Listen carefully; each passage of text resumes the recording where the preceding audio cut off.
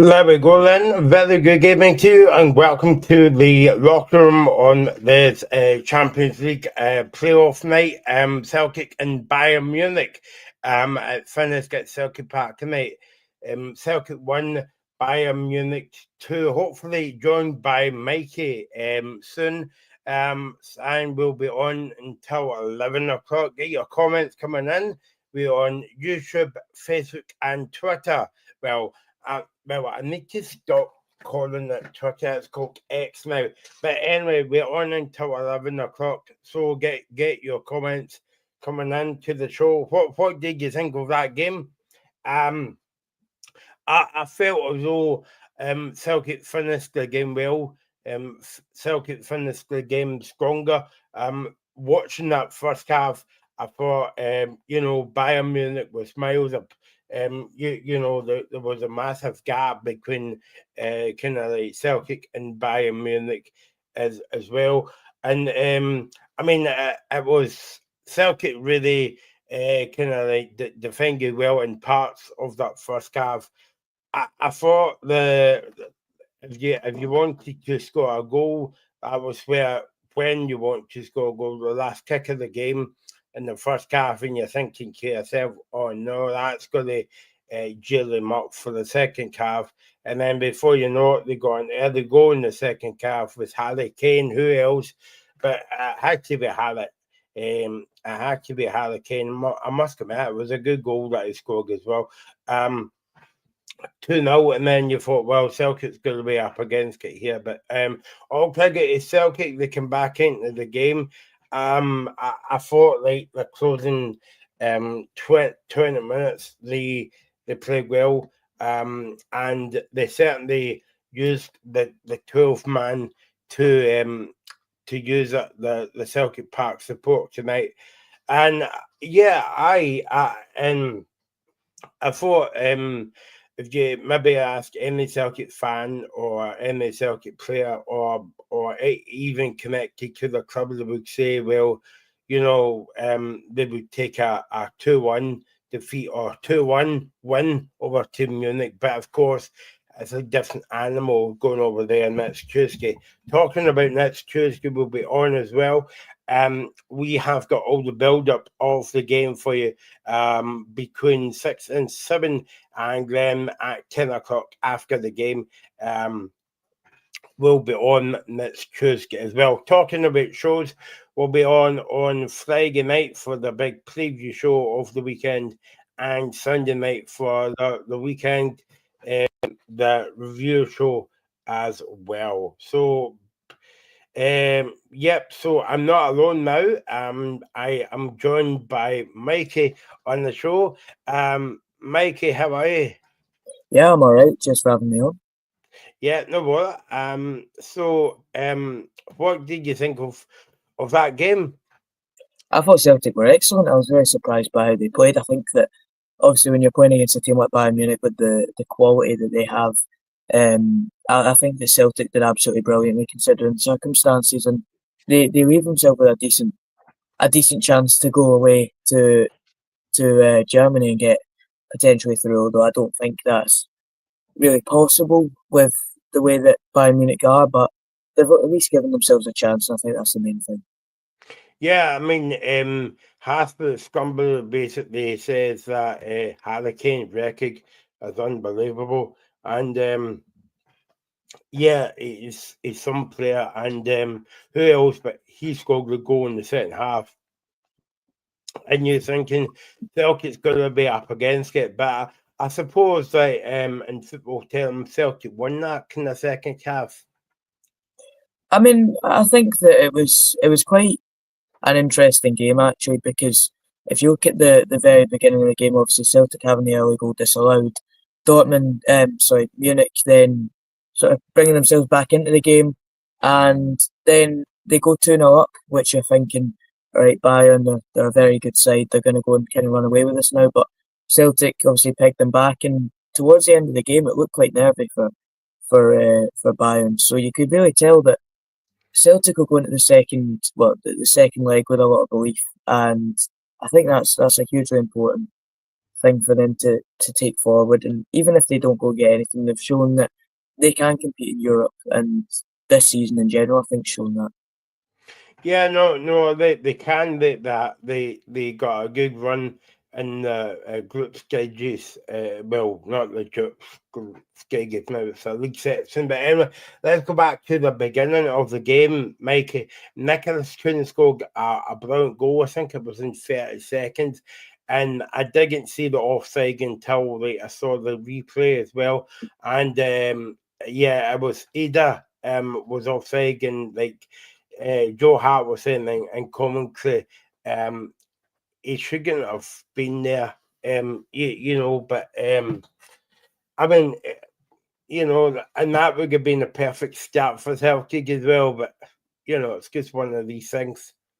Yeah, it is. I mean, obviously, when you're first looking at it, you're kind of wondering why the offside's been given, especially considering it looked very close between Ida and I think it was Upamecano, the last defender back.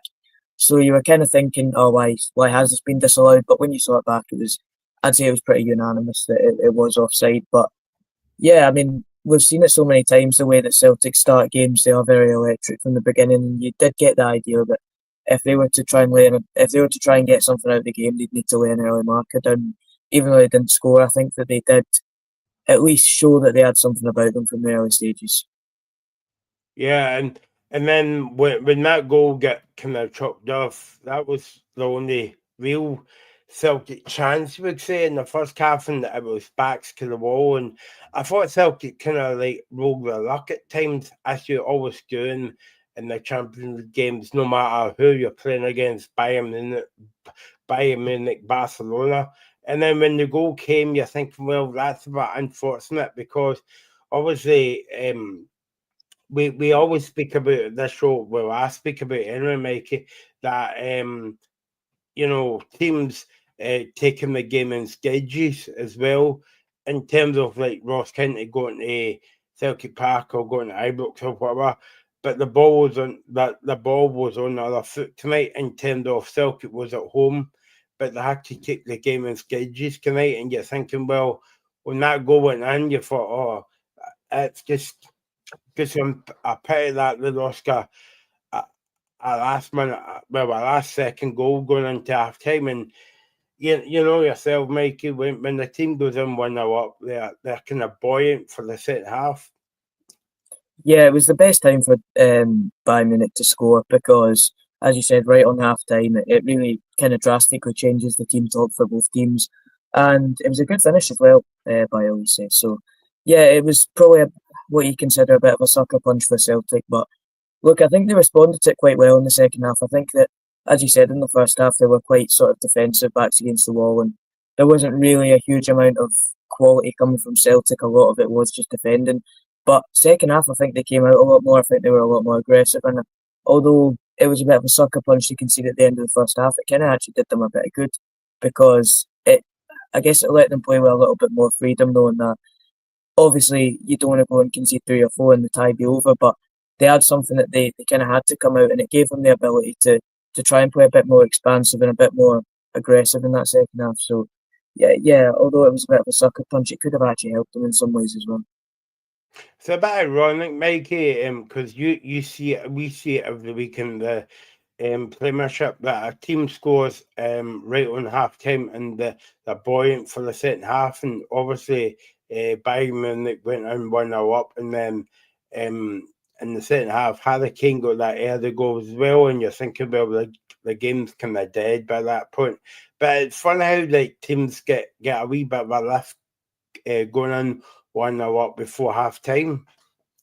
Yeah, but I think that's mainly just because it not only does it change the team talk for one side, it also changed it for the other side. The opposition manager then has to go and reevaluate what to do for the second half.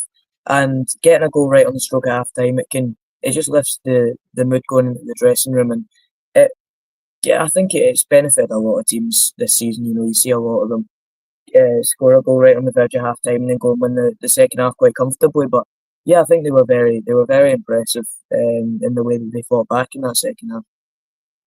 I thought obviously when we do these shows, it's like you don't like to point out you don't like to give somebody man of a match, because I felt Celtic played well tonight. But I mean, the man that kind of stood out for me tonight was Schmeichel. He made some brilliant saves at times.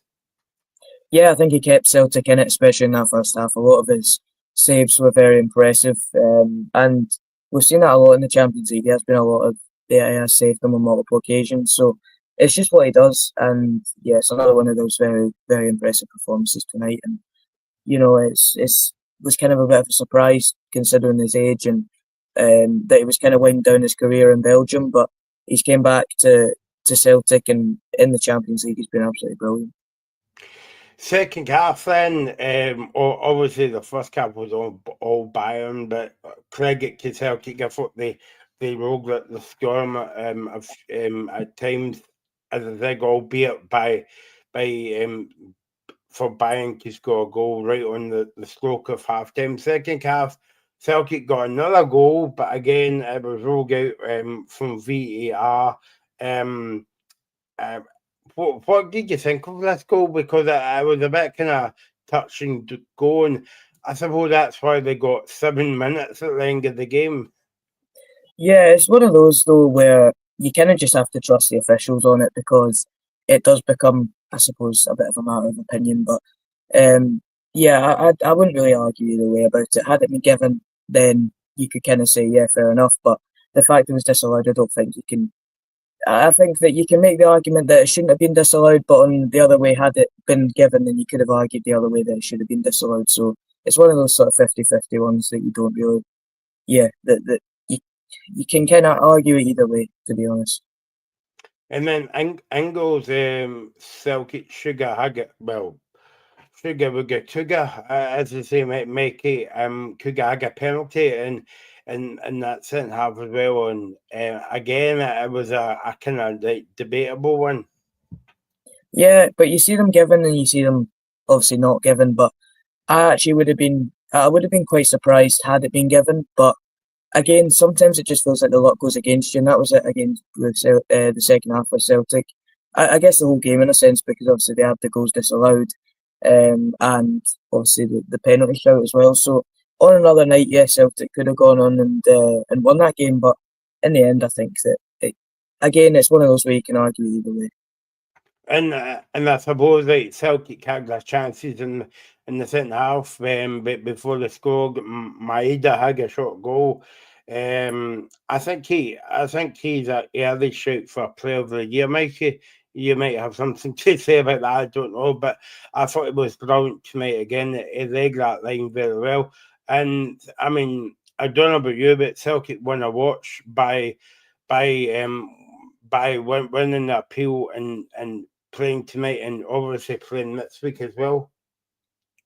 Yeah, I think it'll be a huge benefit for them because he's so imperative to that team.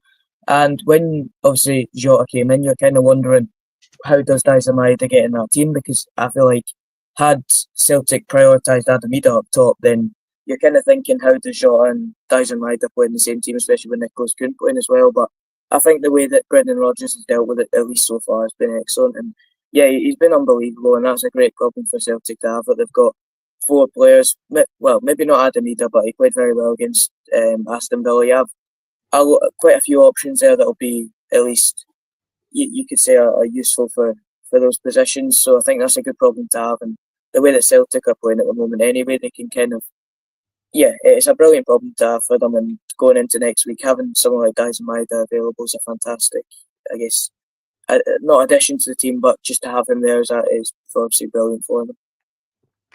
And I suppose it's easier said and done, Mikey, when Cool goes away. But like when you look at the two of them and you look at the game tonight, I don't think Kyogo would have fitted into that game, because obviously that was a physical game, and Ida is more of a physical player, and he can win you fouls in different areas of the park as well. And I think I get like a few runs in the first half as well. So, but I think Kyogo would get struggled in the game like that, even though Kyogo was an amazing player for Celtic as well. But I just felt as though it would get found it hard tonight.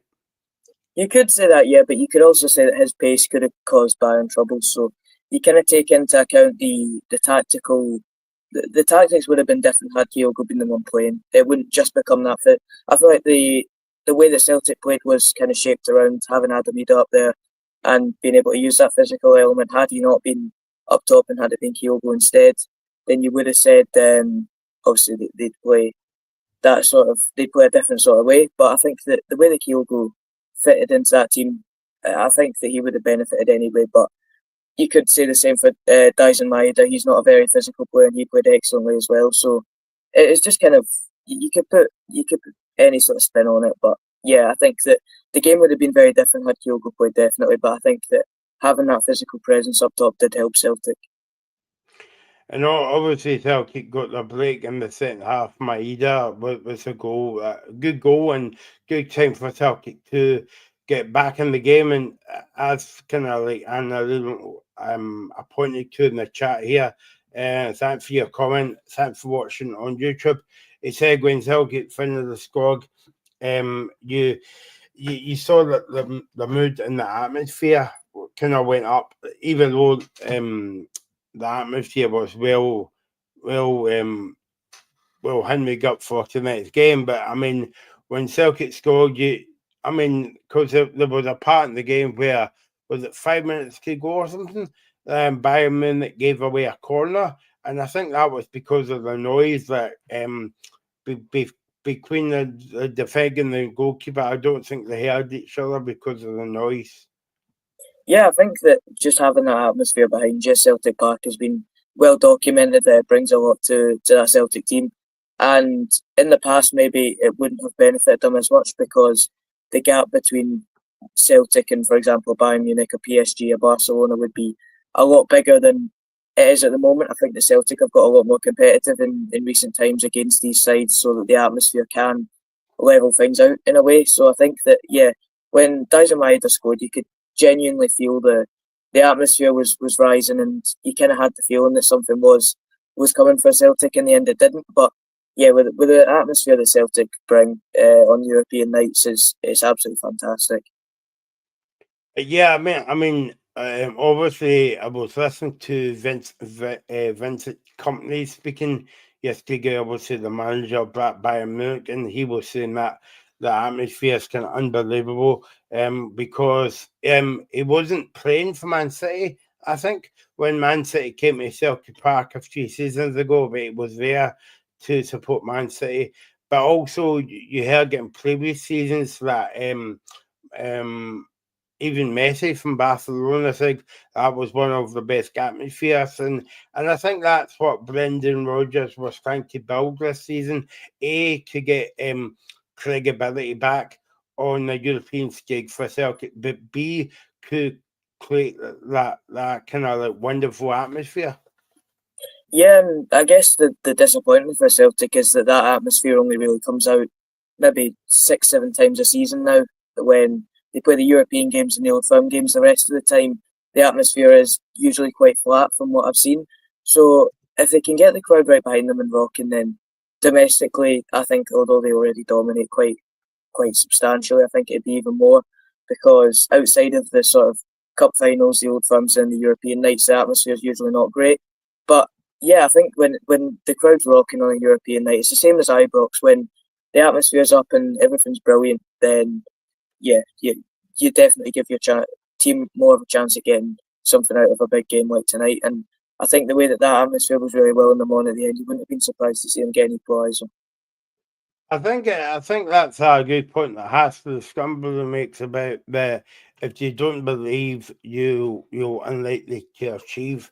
That's very good. And I suppose like we say this on the Friday show, Mikey, when they say like Hibs are playing Celtic or whatever, and we always speak about the kind of budget. And I know that the show was on the other foot tonight in terms of Bayern Munich's get 10 times more budget than Celtic, maybe more.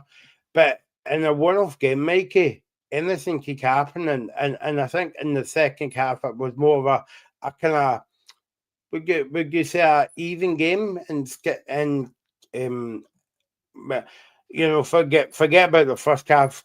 The first half was all Bayern Munich, but second half Celtic really came into the game more.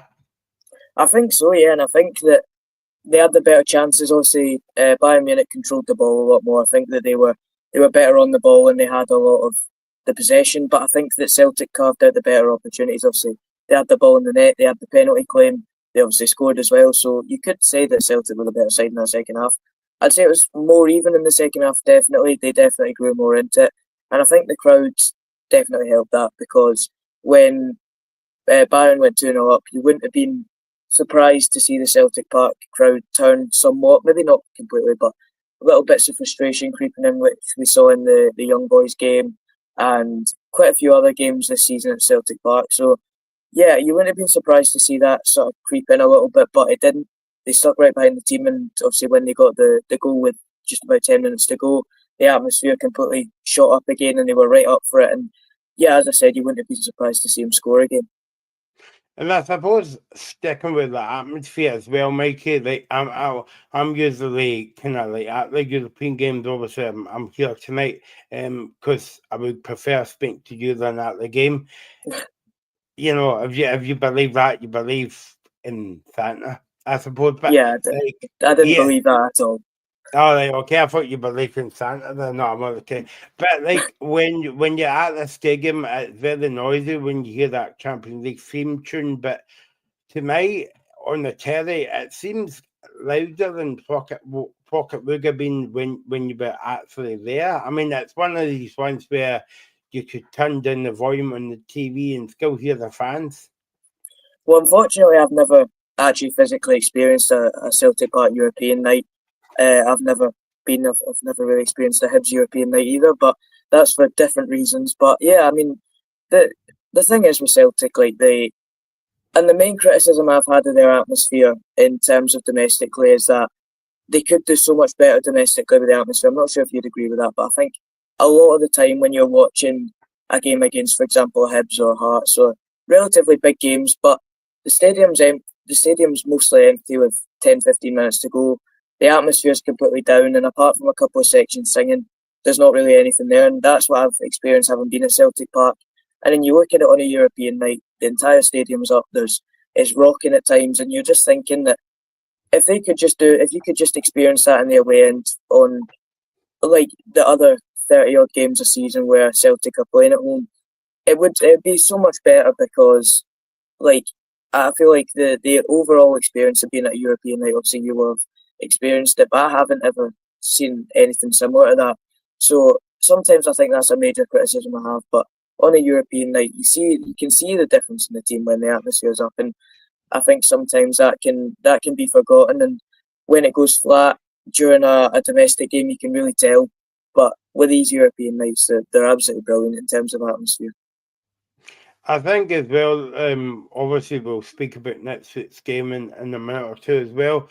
But Celtic has kind of did well this season in terms of like coming back from that 7-1 defeat in Dortmund, and you're thinking to yourself, it's going to be another season like this. But I mean, I think Celtic went away and they'd done their homework, and they played well. They went away to Atlanta, got a point there. They should have actually beat that Atlanta and beat RB Leipzig 3-1 as well. And then obviously they kept going from there against Young Boys as well. So I think they've actually learnt a lot this season, and I think tonight's game against Bayern Munich would be learning lessons as well. Well, I'd say Dortmund aside, it's been an absolutely brilliant campaign for Celtic. I think that just the way that they've improved compared to last season, the seasons before that, where the main criticism of them has been how they played in Europe, they've rectified a lot of that. And even if they do go out next week, which likely they will, they're putting a very good showing for themselves. As long as they don't get absolutely hammered out in Germany, which is still a possibility, but they've given themselves a good chance at least keeping it competitive. And as long as they do that, I think they can go back with their heads held high, even if they don't get through. just because of the leaps and bounds that have been taken by them this season. Just look at where they were last season in terms of finishing so badly in what was a not an easy group, but a group that they could have got so much more out of. And changing to this league format, I think it's hugely helped them as well. So I think that this league format in general, I've really enjoyed it, but it's really benefited the Scottish sides. Obviously, we've seen it with Rangers as well. Hearts obviously weren't as good, which, yeah, but yeah, apart from the league format, with the new league format, sorry, I think it's been excellent. I think that's really benefited the Scottish sides because you're not getting sort of limited into a lower pot and based on the coefficient where you're always going to be up against it. You get more random opponents, you get not easier, but more winnable games, and that's really helped them, I think, in going into the next few seasons. They've really got something they can fight for now. I think as well, Mikey, I don't know if me and you spoke about this when we were on the show together, but obviously, and I've spoke to the other guys about it on a Friday as well, but in terms of the way that the Champions League's kind of set up, right, do you think it benefits to teams like Celtic and smaller teams like that? I think it benefits everyone because it allows the fans to get a better experience because they can go to different grounds that they maybe never would have went to. It gives the clubs more of an opportunity because you're looking at the schedule and going, unless you're maybe the bottom couple of sides, which are, your Slovan Bratislava, teams like that, who will be looking at every game and thinking that they're up against it. But with a team like Celtic, because of the previous format, they were usually bottom pot or bottom second pot. So they're going into it thinking the best that we can realistically do is third here.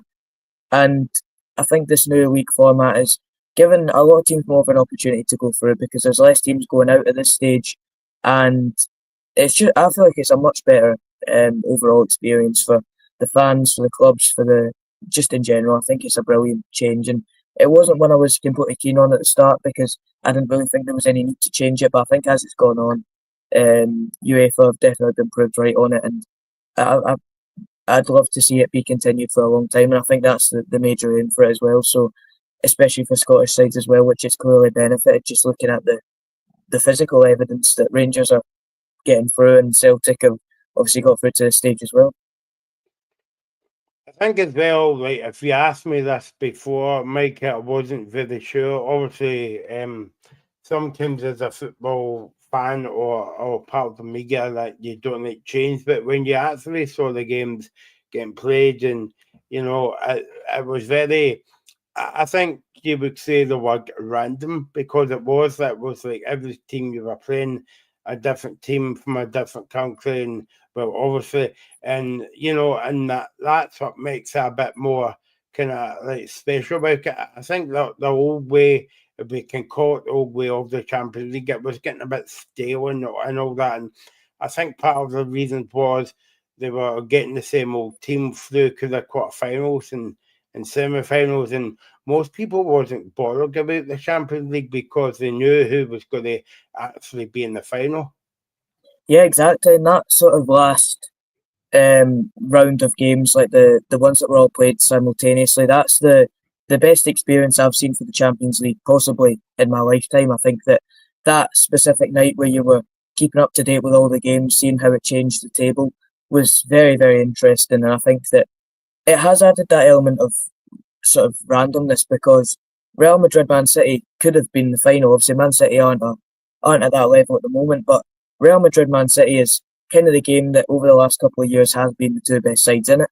And they were playing for a place in the last 16. And just look at some of the teams that have missed out, that have got into the playoff places. They would have been pretty easily topping a group with the likes of a Slovan Bratislava, maybe a Celtic, and somebody like a Feyenoord or a Lazio in their group. I think the fact that it's been, as you said, much more randomised, where you're not getting limited to pots where the big teams aren't playing each other until the later rounds, I think that has added in an element of randomness. And the one thing I would like to see is just, instead of having the sort of, even though it is not pots, it is more seeded than it could be. I think that having that completely random 7 games where you could play anyone, I think that'd make it even better. But the way that we've seen it in at least its first year, and this is the infancy of it, so I think as it goes on, there will be tweaks and improvements made to it. But for a first time trying it, I think he's been absolutely brilliant. Yeah, I mean, and the big question is, Mikey, will they stick with the same format? Because I don't think UEFA's basically come out and said that we're going to stick with this next season, have they? I think next Can't season remember. it is because I've seen a lot of stuff, not necessarily from UEFA, but the way that commentators talk about it, about the sort of the guaranteed Champions League qualification and the sort of league format has been mentioned a lot for next season, especially down in England. So I'm pretty sure it is confirmed.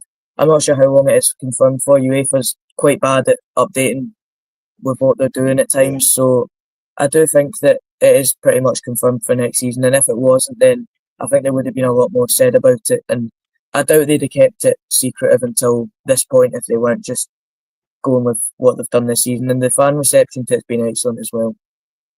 Going back to the game tonight, Jeffrey Sloop came on in centre half, Mikey, and I don't know if you saw him on Saturday against Raith Rovers. I was actually at the game. I was waiting press with him. Waiting press with him tonight as well. One back pass he made when they came on, but apart from that, I thought he played well. Yeah, he's obviously came from the Premier League, which is, as much as we hate to admit it, it is a level above Scottish football. So I mean, obviously, Crystal Palace are kind of similar to Celtic in terms of squad ability at the moment. So it is kind of a decent move for him because he's going to a bigger club. Obviously, Celtic are a bigger club than Crystal Palace, and he's getting to play these European nights. And in terms of the players around him, he's got, I suppose, similar quality to what he had at Palace. Maybe a little better, maybe a little worse. But overall, I've been very impressed with him so far. I didn't actually watch the Wraith game. I saw the highlights, but I mean, yeah, they kind of walked past Wraith quite easily. So I think that seeing him tonight and when he came on, he just looked solid. He didn't look particularly brilliant, but he was a solid 7 out of 10. And I think that's what you're going to get from Jeffrey Schlupp this season. He's a very solid sort of player, and I think sometimes when you're in the Premier League, which is such a competitive level and there's so much talent floating about, those solid 7 out of 10 players are forgotten about a lot of the time. So I think it was a very good signing for Celtic. Giving to Tom Walker, maybe not that Tom Walker, Mikey, on YouTube, and it says they are both commercial, aggressive, and public anyway. Yeah. So yeah, I mean, I think that if you ask any Celtic fan tonight before the game, and albeit we're talking at 10:25 now after the game, do you think most Celtic fans would maybe take I know like Celtic fans would have took a win over there, but obviously it's a different animal that you're playing over there. But do you think that they would take a 2-1 defeat going over there? It depends on how you look at this game. If you're being realistic, a 2-1 defeat at home to Bayern Munich's not a bad result at all. I think it's actually a very positive result for Celtic in terms of again. I don't really like bringing budgets up considering the sort of hypocrisy that comes with it with the way that Celtic are kind of in Scotland. But yeah, I mean, if you look at the budgets, if you look at everything else, a 2-1 result at home to Bayern Munich defeat result is not the end of the world. But if you're wanting to go through, which is the sort of unrealistic outcome at the beginning of this, then losing at home is not going to do your chance of getting through any good. But if you're looking at it from a purely sort of unbiased or a neutral standpoint, I think that a 2-1 result defeat at home to Bayern Munich is not a bad result. But if the aim is to get through to the next round, then it is a bad result. So you can look at it either way. But from my perspective, losing 2-1 home to Bayern Munich is far from the end of the world. Considering in the first half, you're thinking, well, this could easily up 3 or 4 in the first half because Bayern Munich just moved the ball about so well on that park. But you know yourself, Mikey, that they weren't going to keep that up for the 90 or 97 minutes, and it showed tonight. Well, the thing is with the big sides is that often they can do that, and I think that Bayern Munich, obviously tonight they didn't show that, they didn't perform to the levels that you'd anticipate from him in the second half. But I think that's what routinely punishes teams like Celtic, and that is the constant ability of teams like, for example, Barcelona, PSG, Bayern Munich, Liverpool, like the top teams in Europe, is that they can keep a consistent level for 90 odd minutes, and that's what's really caught Celtic out in the past. If you go back to a couple of years back at home to Real Madrid, when they were relatively competitive in the game, but the quality of Real Madrid just sort of overpowered them in that second half. And you're kind of worrying for Celtic in the sense that when they go 2-0 down, does it then become 4 or 5 goals, leaving Celtic Park, and then you have an away trip, which doesn't really mean anything. But as I said, Celtic did a great job at holding into the game, starting to build a momentum, obviously scoring, and then making it a really competitive game towards the end. But yeah, I think going to Bayern Munich away, it will be an even tougher challenge than it was tonight. So yeah, if Celtic were realistically wanting to get through tonight, then or were wanting to get through, they had to win tonight. But as I said, I don't think that it's not completely off the table. Anything can happen. But yeah, it's definitely not a bad result for Celtic, and I'd say it's been a very positive night for Scottish football in general.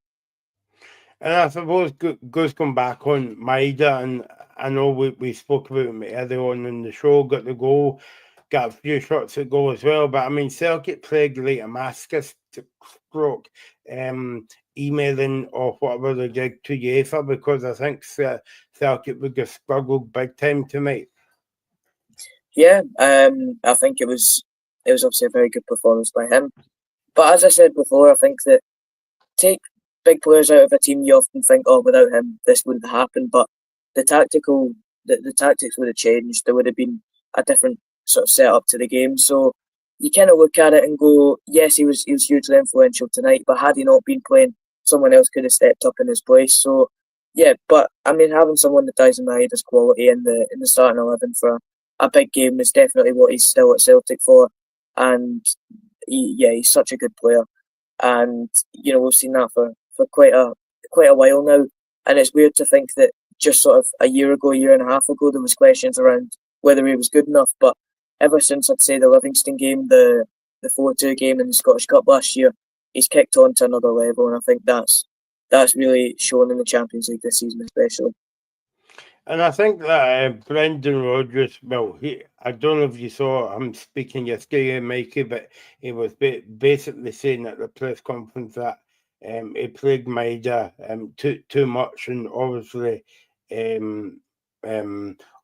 he was okay to play tonight, and all that, and the rest was history. But when you saw the team coming out and Jota was a sub, were you surprised about that? Yes, but at the same time, no, because you're kind of thinking a player like Jota has been brought in for these nights. But at the same time, someone like Dyson Maeda doesn't warrant getting dropped. So you kind of have to go with what does the manager believe the best team is, and if he believes that Dyson Maeda's the right man to play, then you have to stick by him, and he was obviously proved right tonight. Although if you looked at the team before the game and didn't see Jota in it, obviously you were a bit surprised. But as I said, he was proved right in the end with his decision to start Maeda, because he obviously played very well. I think as well, Mikey, on nights like that, and maybe Celtic fans were a bit surprised that Jota was on the bench as well, but considering that he's not fully fit, I think Rodgers made the right call. But I mean, we don't hear this phrase very often in football, but I think Jota would be a good sub to kind of bring on if he came on a wee bit earlier. Yeah, I mean, he's very good when he starts. He's very good off the bench as an impact sub. But I think, yeah, as you said, it might have been a bit too early for him to play. And the manager knows best. And if he decides that Maeda was the best option and it was better to leave Jota on the bench, and obviously decide to bring him on a bit later, then that's obviously down to the manager to decide. And I think that with the way the game panned out, and with the overall performance of Celtic tonight, I think that the manager did a very good job, and his team selection ended up proving to be right in the end. A lot of Celtic fans, Mikey, and Susan Miguel was saying about Anne Engels, he's not worth 11 million. And I suppose that's up to the individual to to argue the case. But I mean, I thought Ingles played not a bad game tonight. But I think that's the problem with, I guess, the Celtic sort of the price tag that Celtic paid for him. I think is that fans have expected him to be an 8 or a 9 out of 10 every single week, because a player for that much should play well every week, which is not realistic. But look, he's been brought in to perform well, and just look at the opposition he's up against, and for him to play decent for a team like that, showing that he is a quality player. And yeah, I mean, it's a big price tag to pay for him. He was relatively unknown to a lot of people going into Celtic, so you didn't really have the gauge to tell how well he would play. So I think maybe there was a bit of an unrealistic expectation about how he would play. But so far, it's been a bit of a weird one, because you've had, I'd say it's relatively 50-50 of some fans saying he's not been good enough and some fans saying he's been absolutely brilliant. So I think the answer does lie somewhere in the middle. I think he had a slow start, really picked up, but he's had a couple of off games in his Celtic career so far. But he's still a young lad, so yeah, as long as he gets the time and as long as he gets a bit more experience playing at this level, I think he'll turn out to be a brilliant signing, and I wouldn't be surprised if Celtic make a pretty healthy profit off him. When we talk about Celtic, no matter if it's in European football or domestically, Mikey, we always speak about Ida, Kuhn, Maida, even McGregor's captain, but one man that falls under the radar, I think, and I don't know do we agree, and I thought he played well tonight again, is Alistair Johnson. Yeah, but I think that a fullback's never really going to gain the attention of being one of the best players, because similar to Callum McGregor, who obviously does get a bit of that respect because he's the captain, he's the glue that holds the team together. But for a player like Alistair Johnston, you're never really going to have a huge amount of hype around a right back. But he's been very solid ever since he joined Celtic, and I think that sometimes it's a weird one because he doesn't get the respect he deserves. But when it comes to Celtic transfer rumours, there's never the question of replacing the right back and bringing in a new right back. So that's exactly what he'll want. And yeah, it was another very solid performance by him. I think that's one of the positions that Celtic have really nailed down and done a very good job with in recent years, especially with Juranovic leaving, who would have been such a difficult player to replace. But Alistair Johnston came in, he's done his job, he's been very solid, and I mean, ever since he's joined, I don't think he's put many feet wrong. I think when we look at the bench tonight, I don't know if you took a note of the subs, Mikey, but I mean, over the years, you're thinking like the Celtic bench were pretty strong, but tonight they were a bit kind of lightweight in terms of maybe McCown and Jota out and Scales, or obviously out that, but and then apart from that, you've got Slip, Nazowski, Ralston, Murray, Young, and Kenny. Yeah, I think you are looking at that and slightly concerned that if things start to go a bit wrong, who do you bring on? Because they don't have the experience, they don't have the quality to at this stage to go toe to toe with a team like Bayern Munich. And that's one of the weird things. And with recent years at Celtic, I think that the quality of the starting 11 has hugely increased. You're looking at the likes of Daizen Maeda, Nicholas Kuhn, even players like Callum McGregor, who's been an ever present. Those sorts of players weren't at that level when maybe 5-6 years ago, with the likes of sort of Encham and James Forrest at the top of their game. Like, they're very good players, but they weren't at the level of these players. But you look at the bench and you look at the squad depth, and I don't know about you, but I feel like it's actually got worse at Celtic in the last few years, where the 11's got better, but the squad options have decreased. I mean, you look back, I'd go maybe 5 years back to get an accurate gauge. You're looking at the likes of Jozo Siminovic, Dedrick Boyata on the bench for Celtic, and now it's Mike Nawrocki, Lagerbielke when he's not out on loan, Dane Murray. Like, these sorts of players aren't at the same level as these players, and it's a weird one because they've improved their starting 11 quite exponentially, I'd say. But if you look at the overall squad depth and the squad quality, you could make a case that it's actually gotten worse, which I think is actually an overall issue in Scotland over the last few years, where you look at the overall quality of the squads, and you would say it has decreased over the last half a decade, except from maybe a couple of outward answers, maybe like a Hearts or a Kelly from when Steve Clarke was in charge. But I think that's an overall Scotland-wide issue rather than just a Celtic problem. I think that's a good point, Mikey, you've made, because I remember we did a show a few years ago. I think Steven Gerrard was still there, or maybe it was because I've come in. We were kind of not a lot of Celtic fans like this, and not a lot of Rangers fans like this, but hey ho, they're the two biggest teams in Scotland, and we were measuring up the Celtic bench to the Rangers bench. And Rangers were miles short as well. They're still miles short as well on the bench. But I mean, uh, what you could maybe say is Celtic's got young players there as well, and I would put my count onto that as well. But I mean, I think that the difference between the benches alone, I'm not talking about the team, Mike. I'm just talking about the subs. That there's one team knows how to get over that line as well.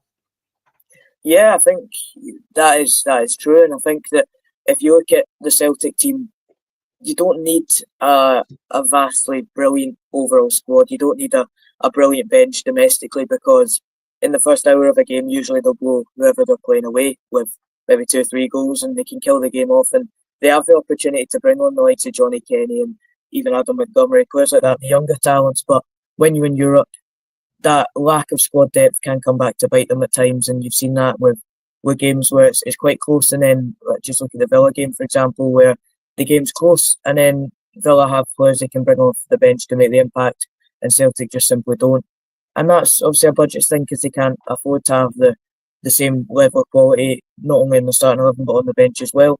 But at the same time, if you look back half a decade ago, which I keep going back to, but if you go back that far, if you look at Celtic when they were beating the likes of Lazio away, they could bring players off the bench like Olivier and Cham, and I mean you'd say they had a dependable, solid option as a backup for everyone in the park.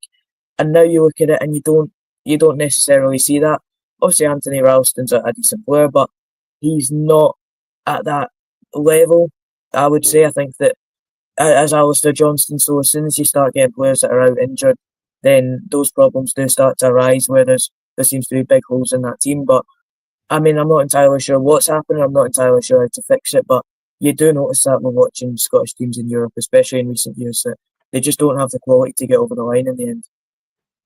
So, Mikey, we've got 10 minutes of the show left, and obviously you're just tuning in. Celtic won Bayern Munich 2 tonight, and I think most fans would have maybe feared the worst, but as we say again on the show, Celtic played well in the second half, and in football terms, Celtic won that second half. If you know what I mean by that, Mikey. Well, they did draw because Bayern Munich scored in the second half as well. Yeah. I think that if you're looking at it, Celtic were. It's weird because you could say they were marginally the better side because they had the better opportunities. They had the penalty shout, they had the goal disallowed, and they obviously scored. But on the other hand, you could say Bayern Munich were the better side still because they had more of the ball. And I mean, you could say that they dictated a lot of the second half. But I think it kind of evens itself out. And I'd say that Celtic probably were the better side in that second half based on the fact that they obviously had the better opportunities. They've created more opportunities, and they obviously had the ball in the net as well. So you could say they won the second half in terms of them being the better side. But at the end of the day, the only thing that matters is the final result. And yeah, as long as they don't go away to the Allianz and get sort of hammered, I think they can be very proud of the effort they put in. And I think tonight, as a standalone game, it was a very good effort, and they put a lot into it clearly. And yeah, it can be a performance that they're proud of and the fans are proud of as well. I think as well, Mikey, good looking ahead to next week's game, and obviously it's going to be a totally different ball game because it's in Germany, and it's going to be another brilliant atmosphere in Munich as well. But do you think that the same approach for Celtic will be like keep it tight for 50 minutes, 40 minutes, and then get to half time without conceding a goal right enough, and then second half it's all to play for? And I know that's easier said than done because football's not played in a bit of paper, basically, like fantasy football. But do you think that's the way Celtic would approach the game next week? I think so, but they can't be too defensive. They still need to pose a threat, and it's even on a counter attack, or they need to have something early in the game that gets the fans up for it. The fans will be up for it anyway, but to get, the old phrase is let them know that you're there. Just even if it's a tackle or it's an early opportunity, they need to make themselves imposed in the game. They can't just allow Bayern Munich to control and dictate the entire game, because then that is when you start getting picked off. But I think that Celtic, they need to be strong defensively. They need to they need to have a threat on the break. They need to have a threat in the game in general. And if they can try and somewhat match Bayern Munich in some elements of the game, then you could say that they have an alright opportunity. Now, as you said, the game's not played on paper. You never know, Celtic could go 1-0 down inside the first minute, and then the game plan goes out the window in a sense. But as long as they stay compact and they have a threat on the break, there's every chance that they can try and at least make it a competitive game. The one thing they can't do is do what a lot of teams in Scotland do against Celtic, is drop deep and continue to drop deeper until they score. And then what, you're kind of stuck in a situation where you're either forced to come out and concede more, or you continue with the game plan and are basically guaranteed to not get anything out of it. But with Celtic needing to get a goal, they need to be somewhat aggressive, and if they don't want to, they're in a difficult situation, because they either go out and play and risk it all, risk getting a hammering to try and get themselves through, or they stay strong and try and keep it as a low result as possible and not have as much of a threat of going through. But it'll be interesting to see how they go about it. But I think that Celtic will go about it in the same way that they have tonight, and against the likes of Aston Villa and the teams that they weren't expected to beat. But they can't do another Dortmund, because we've seen that too many times with Celtic, where they look like they're on the right path, and then a horrendous result just puts them right back down to earth, which we've seen so many times against the likes of Barcelona, PSG, and obviously Borussia Dortmund in this season's groups. I suppose you're right, Mike. I mean, Celtic must take heart from the performance tonight, albeit they get beat. But I mean, they played well, in the second half, and obviously they scored the VAR, an offside goal, maybe a penalty. It might be a different game, and I suppose like Aston Villa, they could take heart from that one, albeit they went 2-0 down very early, but they come back and okay, they get well beaten then, but I mean, Celtic to take heart from coming back at these games and making a game of it. They can, and I think that the fact they've done that away from home against Aston Villa shows that even if they do concede the early goal, the game and the tie is not necessarily completely over at that point. Although I would argue that it probably is. If Bayern Munich score the first goal, the game does kind of get put to bed in a sense, but it does show that Celtic can come back into these games if they have any opportunity getting through. Even if they do go down a goal in the second leg, they can technically still get back in it. But I just do think it'll be a bit too much for them. Although I would say that it's not necessarily done yet. But I think that just with the way that Bayern Munich do have a couple of frailties about them, we obviously saw that in the last sort of half an hour of that game. Celtic can go in with somewhat confidence that they can cause an upset, but as I said, I think if Bayern Munich score the first goal, or especially if they score 2 early goals, then the tie is kind of put to bed at that point. So that's what Celtic need to avoid. Obviously, if you look at this team to meet Michael Johnson, Carter Vickers, Prusty, Taylor McGregor, Hatai, Ingles, Maeda, Aida, and Kuhn up front. Are you expecting any kind of like changes for Saturday as well against Dundee United? But also, are you looking for any changes next Tuesday night? I don't think there will be many changes, but if I was Brendan Rodgers in this situation, I would rotate for Saturday. The league's done, let's be honest. There's no one going to catch Celtic now, and there hasn't been anyone that was going to catch Celtic since the first ball was kicked to the season, to be honest. But I think that if they really are serious about getting through in the Champions League, they have to rotate and they have to rest players at the weekend, because playing Wednesday, Sunday, Friday or Saturday, sorry, and then Tuesday is not going to work out. And I think that if you're going into the Bayern Munich away with any sort of fatigue in your team, that just does spell danger. And I guess Celtic have the advantage that the league up here is not wrapped up yet because it mathematically isn't, but realistically it probably is. Bayern Munich are still in a bit of a title race themselves. There's a couple of teams similar, quite close to them in the Bundesliga table, although they are obviously top of the league. But there's teams that can still catch them. Celtic have the I guess the advantage that they are quite far ahead of anyone else. And I think if they are to rotate on Saturday, they'll still have a team that's definitely good enough to beat Dundee United. So Celtic do have that privilege, and if they're really serious about entering the Champions League, I think the rotation is something they'll really need to do.